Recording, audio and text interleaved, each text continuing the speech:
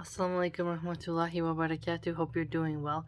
We are continuing our reading of Dante Alighieri's The Divine Comedy. It is a classic in literature, a pretty standard read in American culture and Western civilization.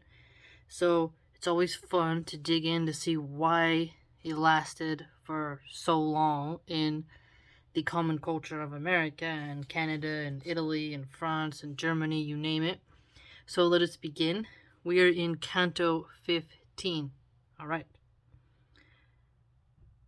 Now bears us onward one of the hard margins, and so brooklets mist o'ershadows it.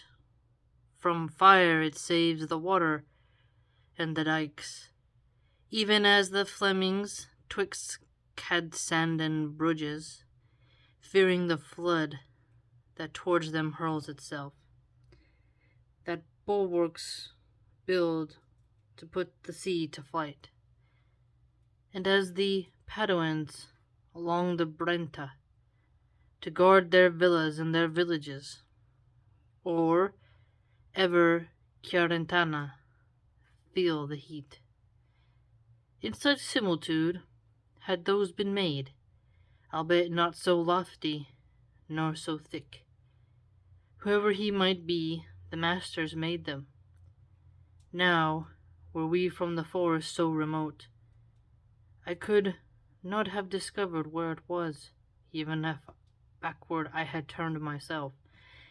I like how it says, now we from the forest so remote, like we're so far away from the forest, right? The way in which they grammatically put it up is poetic and unique, but you get trained to break it down in common vernacular, right? Very unique. Line 16.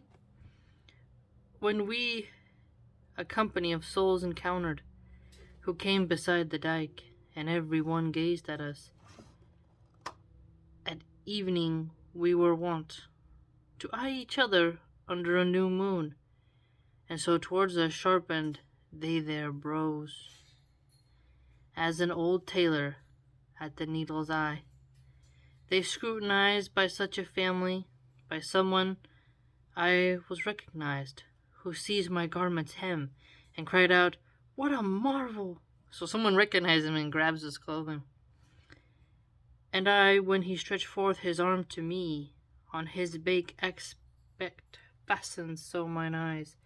So on his baked aspect, so he's like cooked, he's burned, he's charred, he's got some like weird things going on with his skin, crustiness if you think about it. That the scorched countenance prevented not his recognition by my intellect, and bowing down my face unto his own, I made a reply, "Are you here, Sir Brunetto?"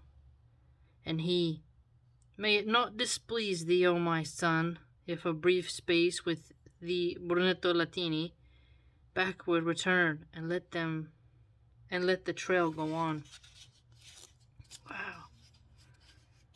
How creepy would it be to recognize someone that like, oof, intense feelings. I said to him, "With all my power I ask it, and if you wish me to sit down with you, I will, if he please, for I go with him." "O son," he said, "whoever of this herd a moment stops, lies then 100 years, nor fans himself when smiteth him the fire. Therefore go on, I at thy skirts will come, and afterward will I rejoin my band, which goes lamenting its eternal doom, eternal doom." I did not dare to go down from the road level to walk with him, but my head bowed, I held as one who goeth reverently. Yeah, like just going with that deep reverence, you can see in your mind, right, the body language. And he began, "What fortune or what fate before the last day leadeth thee down here? And who is this that showeth thee the way? Up there above us in the life serene." I answered him, "I lost me in a valley, ere yet my age had been completed. But yestermorn I turned my back upon it.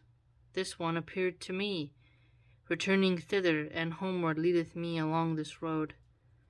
And he to me, if thou star do follow, thou canst not fail thee of a glorious port, if well I judged in the life beautiful. And if I had not died so prematurely, seeing heaven thus benignant unto thee, I would have given thee comfort in the work. But that ungrateful and malignant people, which of old time from Fasol descended, and smack still of the mountain and the granite, will make itself for thy good deeds thy foe. And it is right, for among crabs' sorbs it ill befits the sweet fig to bear fruit. Old rumor in the world proclaims them blind, a people avaricious, envious, proud. Take heed that of their customs thou do cleanse thee. So, I like how he says that.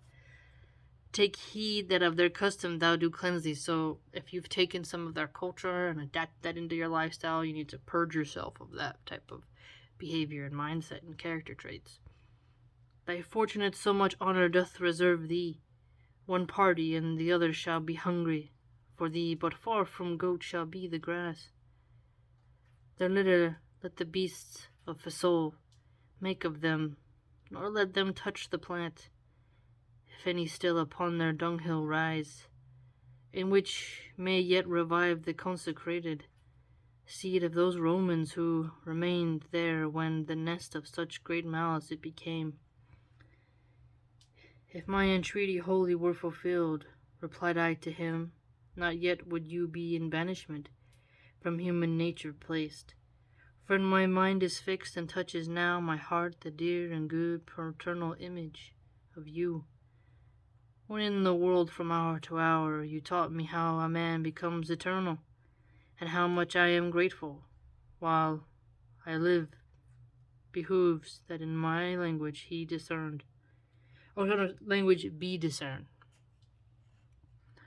What you narrate of my career I write, and keep it to be glossed with other text.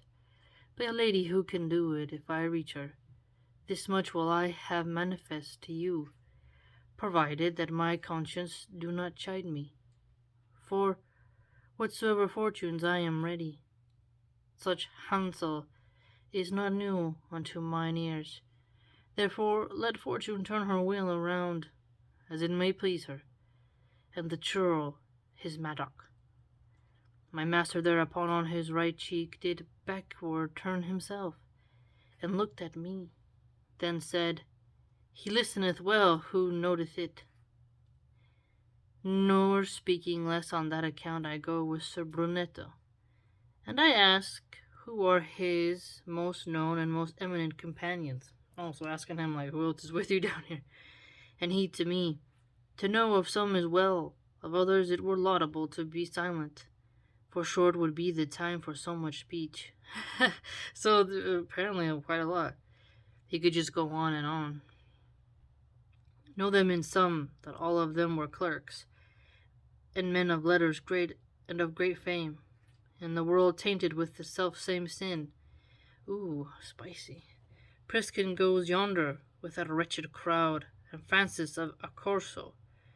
And thou hadst seen there, if thou hadst had a hankering for such scurf, that one who by the servant of the servants from Arno was transferred to Baglioni, where he had left his sin-excited nerves. His sin-excited nerves, that's a weird way to, like, talk about your nerves and being, like, all about your anxiousness or something. More would I say, but coming and discoursing can be no longer, for that I behold new smoke uprising yonder from the sand.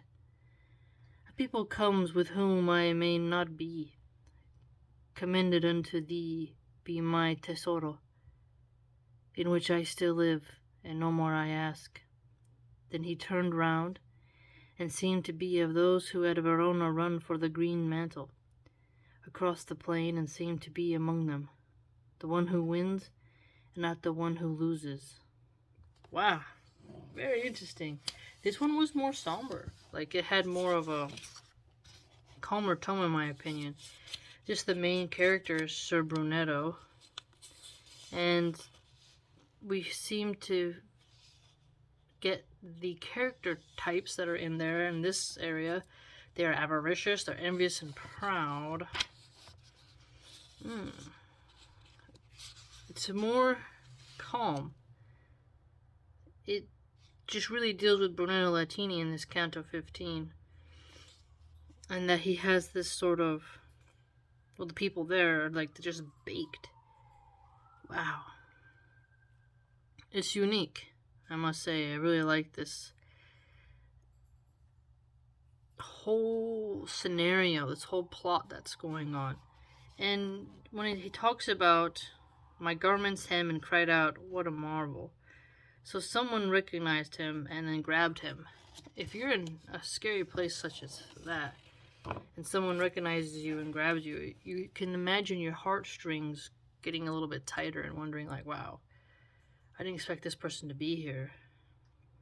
Very unique. We got a lot of names, like the Flemings, the Katsan, the Bruges. What I like about this is you gotta learn a lot about history and context in order to get some of these insights. So it encourages us to go on further and examine more. Very unique. I'll see you for Canto 16 next time. Thanks for watching. Hope it was relaxing, you learned something, and consider joining my blog, www.subscribestar.com/MilahanArchive. Take care.